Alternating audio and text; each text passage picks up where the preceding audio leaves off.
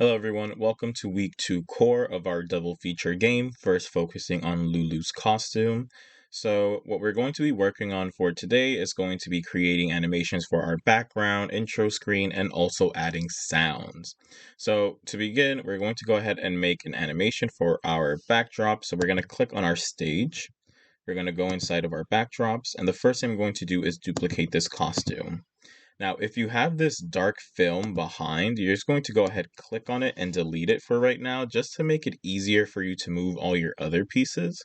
And you have different option for what you can do in order to change, in order to create your animation. So the first thing that you can do is you can maybe click on any of the items that you already have, and you can change its color. So instead of changing it a drastic color, maybe I want to start making the moon a little bit darker. Another thing that I can do is maybe I want to go ahead and move my tree maybe down, or maybe start moving it up and down, or left and right. Another thing that I can do is I can, if this is for the more advanced, you can click on the Reshape tool on the shape that you created. So I made this shape to look like a tree.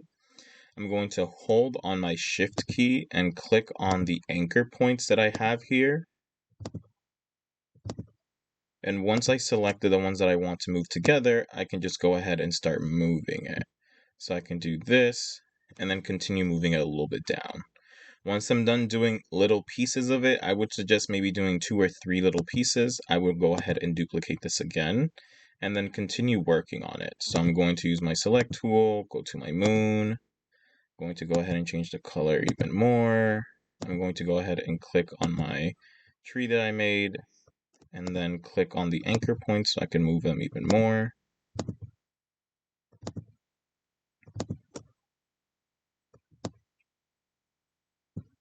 Okay, so you guys can keep on repeating this process until you're happy. Now, the small amount of costumes that we have, so I only have 2, my animation won't be that long or that smooth, so I would suggest adding a couple of them, at most maybe 5 or 6, just to make it really stand out in the background.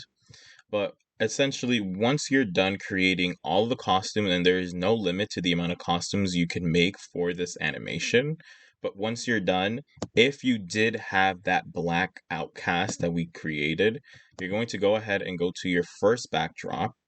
You're going to copy it, and then you're just going to go through the other ones and just paste it again, just so that you can add it back in. Okay. Once you're done, we're going to go ahead and move on to the next step.